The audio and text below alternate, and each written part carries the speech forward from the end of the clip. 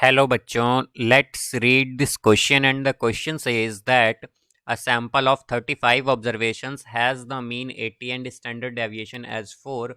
A second sample of 65 observation from the same population has mean 60 and standard deviation 3. The standard deviation of the combined sample is. Now let's see the options. Option A 5.85, option B 5.58, option C 10.12 and option D none of these.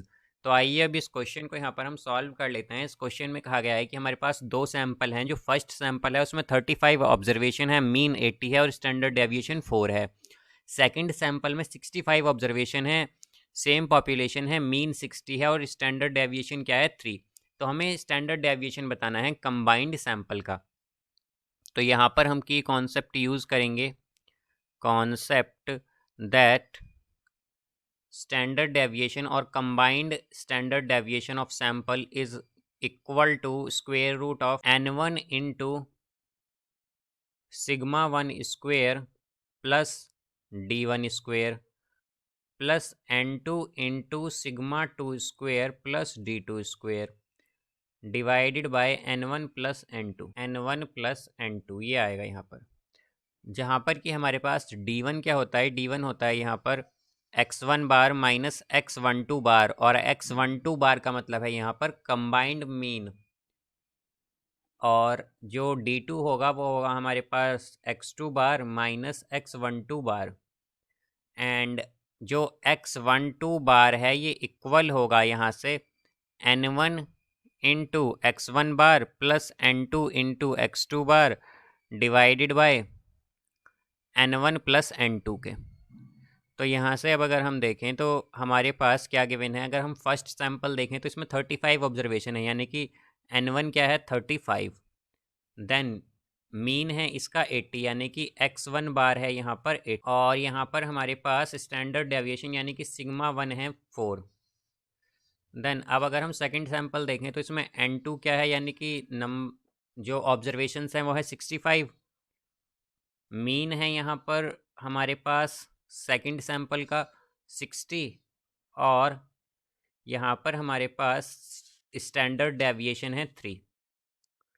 तो अब अगर हम x12 बार देखें तो ये आ जाएगा n1 into x1 बार, तो ये होगा 35 इंटू 80, 35 इंटू 80 और प्लस फिर यहाँ पर आएगा 60 इंटू 65 और divided by n1 plus n2 होता है, यानी कि 35 प्लस 65।